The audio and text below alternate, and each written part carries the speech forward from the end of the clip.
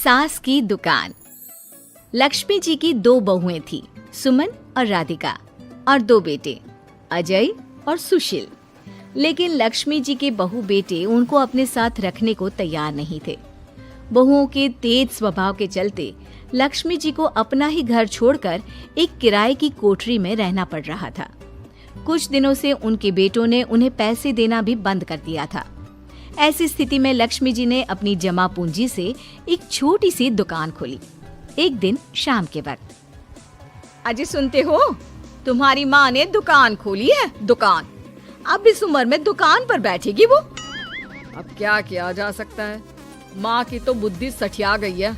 मोहल्ले में मजाक बनाएंगे सब हमारा।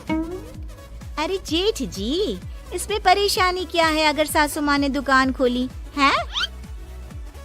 हाँ, राधिका ठीक तो कह रही है। अपनी दुकान पर बैठी रहेगी, कम से कम हमें परेशान तो नहीं करेंगी। हाँ, वैसे बात तो ठीक है।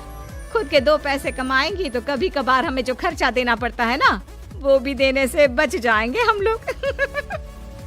फिर किस बात की परेशानी, खोलने दो माँ को दुकान, हमें क्या। पैसे भी अपनी कोठरी में चुपचाप रह रही है ना, चाहे दुकान खोले या मॉल बनाए, हमें उससे क्या लेना देना। अगले दिन सुमन अपनी सास की दुकान पर पहुंचती है।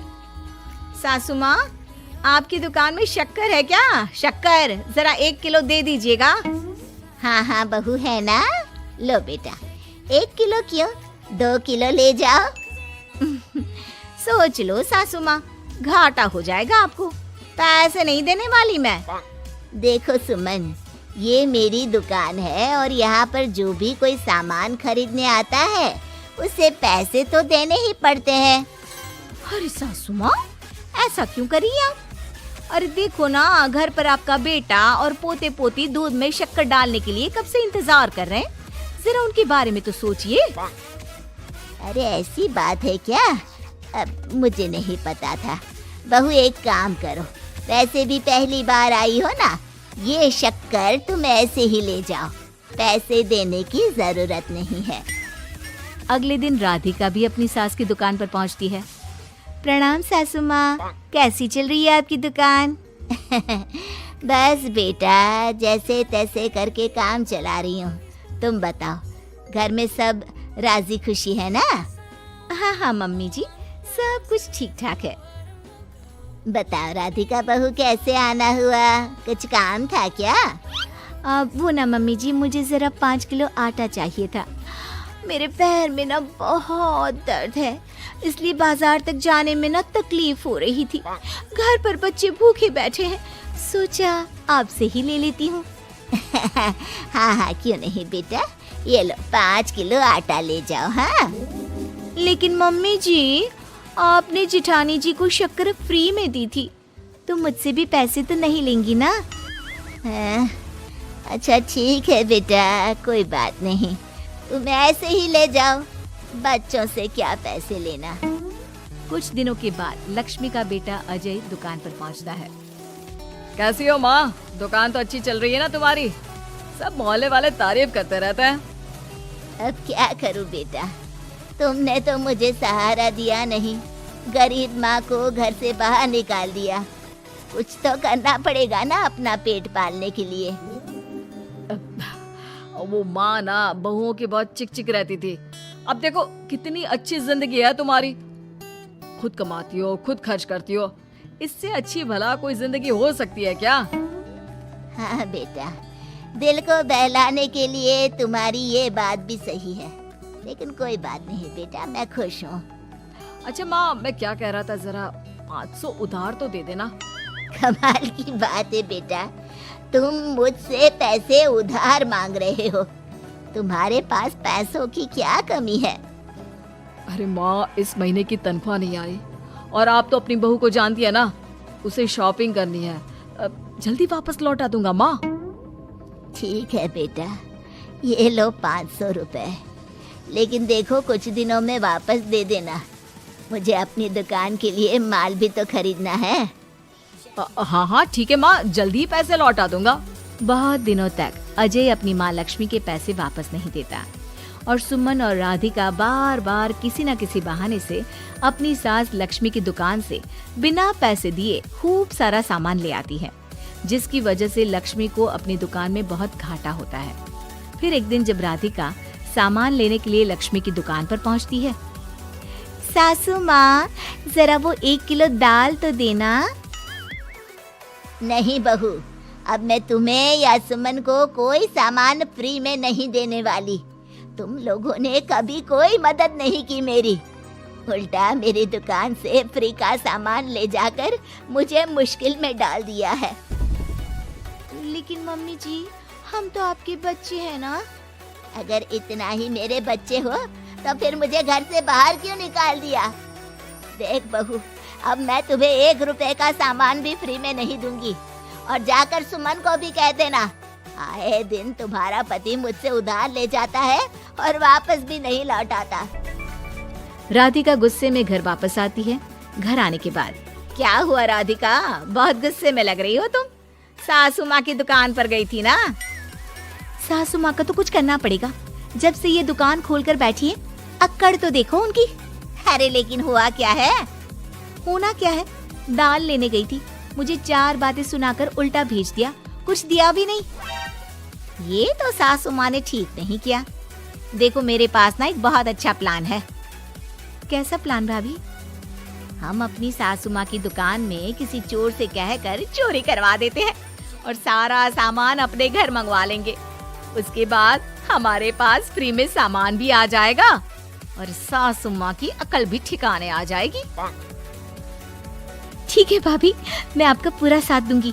आप जल्दी से ये काम करवा दीजिए। और 2 दिनों के बाद सुमन और राधिका एक चोर से मिलकर लक्ष्मी की दुकान में चोरी करवा देते हैं। हे भगवान, ये क्या हो गया? इस उम्र में जैसे तैसे अपना गुजारा कर रही थी, लेकिन चोर मेरा सारा सामान लेकर चले गए। हमें क्या होगा? तभी वहाँ पर राधिका और सुमन पहुँच जाती है। क्या हुआ सासू माँ, बहुत दुखी लग रही हैं आप। अरे क्या बताऊं, मेरी दुकान का सारा माल चोरी हो गया। अब अगर आप अपने ही बहू बेटे को सामान नहीं देंगी तो ऐसा तो होगा ना सासू माँ। अब राधिका की बात सुनकर लक्ष्मी को यकीन हो जाता है कि इस चोरी के पीछे कहीं न कहीं उसकी दोनों बहुओं का ही हाथ है। लक्ष्मी एक प्लान बनाती है। पैसे उधार लेकर अपनी दुकान में फिर से खूब सारा सामान ले आती है। अरे भाभी, देखा आपने, सासू माँ की दुकान तो फिर से सामान से भर गई है। हाँ वही तो, मैं तो सोच रही थी कि एक बार में उनकी अकल ठिकाने आ जाएगी, पर लगता है फिर से कुछ करना पड़ेगा। लेकिन अब हम क्या कर सकते हैं? अरे वही जो हमने पहले किया था। इसका मतलब फिर से चोरी करवाएंगे?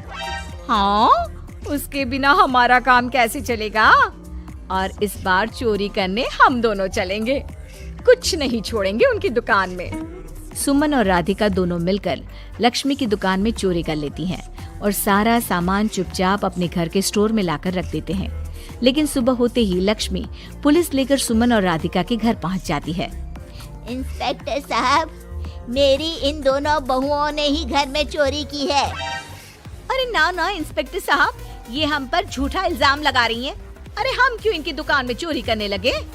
माँ, आपको शर्म नहीं आती अपनी बहू पर झूठा इल्जाम लगाते हुए? हाँ माँ, हम आपके बेटे हैं और ये आपकी बहुएं हैं, आप ऐसा कैसे कर सकती हैं? लक्ष्मी जी, क्या आपके पास कोई सबूत है? अरे इंस्पेक्टर साहब, आप इनकी बातों में मत आइए।